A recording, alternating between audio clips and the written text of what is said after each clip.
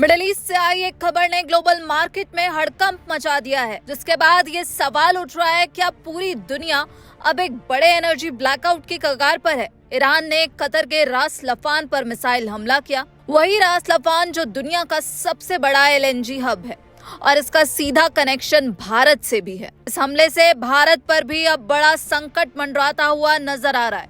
वो कैसे, देखिए इस रिपोर्ट में। ईरान के इस हमले के बाद कतर ने सप्लाई अस्थायी तौर पर रोक दी है। कच्चा तेल $110 के पार जा चुका है और भारत की फैक्ट्रियों में गैस कटौती शुरू हो गई है। अब सवाल है, आखिर ईरान ने कतर के इस पावर हाउस को ही क्यों चुना और क्या इस एक हमले से आपकी रसोई से लेकर जो बिजली बिल है, क्या वो सब महंगा होने वाला है।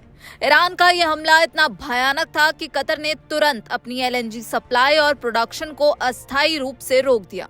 जवाब में कतर ने कड़ा रुख अपनाते हुए ईरान के 2 राजनयिकों को 24 घंटे के भीतर देश छोड़ने का आदेश दे दिया है। कतर इसे अपनी संप्रभुता पर हमला बता रहा है, तो दूसरी तरफ ईरानी राष्ट्रपति मसूद पेजेश्कियन का कहना है ये एक जवाबी कार्रवाई है।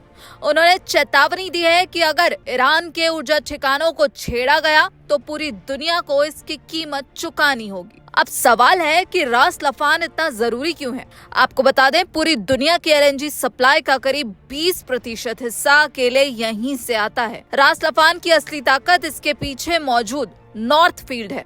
जी हाँ, जो दुनिया का सबसे बड़ा प्राकृतिक गैस भंडार है, जिसमें 900 ट्रिलियन क्यूबिक फीट से ज्यादा गैस मौजूद है। यहाँ से हर साल 80 मिलियन टन से ज्यादा एलएनजी पूरी दुनिया भर में भेजी जाती है। भारत, चीन, जापान, दक्षिण कोरिया और यूरोप सबकी नजरें रास लफान की पाइपलाइनों पर टिकी रहती हैं।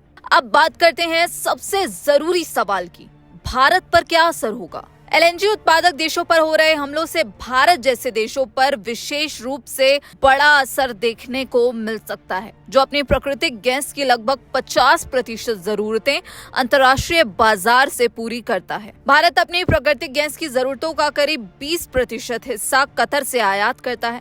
एनर्जी इकोनॉमिस्ट किरत पारिक के मुताबिक भारत अपनी नेचुरल गैस की जरूरतों का 50% हिस्सा इंटरनेशनल मार्केट से इम्पोर्ट करता है। किरत पारिक कहते हैं कि 50% नेचुरल गैस में से हम अपनी एलएनजी का लगभग 40% हिस्सा कतर से खरीदते हैं, जिसका मतलब है कि भारत के कुल एलएनजी इंपोर्ट का लगभग 20% हिस्सा कतर से आता है। एनर्जी इकोनॉमिस्ट ने भारत की जरूरत कम करने को लेकर कहा, भारत को अपनी गैस की खपत कम करनी होगी, खासतौर पर इंडस्ट्रियल सेक्टर में और विशेष रूप से पावर सेक्टर में गैस के इस्तेमाल को अब कम करना होगा। एनर्जी एक्सपर्ट्स के मुताबिक अगर रास लफान लंबे समय तक बंद रहा तो बिजली उत्पादन, उद्योग, परिवहन, उर्वरक और घरेलू उपयोग पर बड़ा असर देखने को मिल सकता है। बिजली उत्पादन महंगा हो सकता है, जिसका सीधा असर आम आदमी की जेब पर पड़ेगा। जिस प्लांट पर ईरान की तरफ से हमला किया गया है वो दुनिया की लाइफलाइन है। अगर मिडिल ईस्ट का यह तनाव कम नहीं हुआ तो दुनिया को न केवल गैस की कमी बल्कि भीषण महंगाई का सामना करना पड़ सकता है और भारत पर भी इसका असर देखने को मिलेगा। और आपको बता दें, रास लफान इंडस्ट्रियल सिटी पर हुए हमले में गैस टू लिक्विड सुविधा को भारी नुकसान पहुंचा है।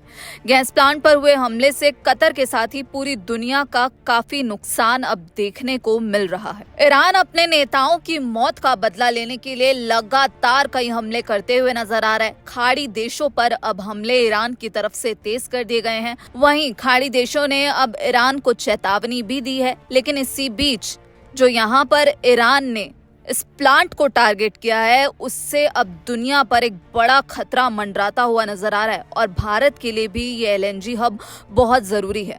इस पूरे मामले पर आप क्या कुछ सोचते हैं, हमें कमेंट बॉक्स में जरूर बताइएगा। बाकी देश और विदेश की तमाम खबरों के लिए आप देखते रहिए दैनिक जागरण। नमस्कार।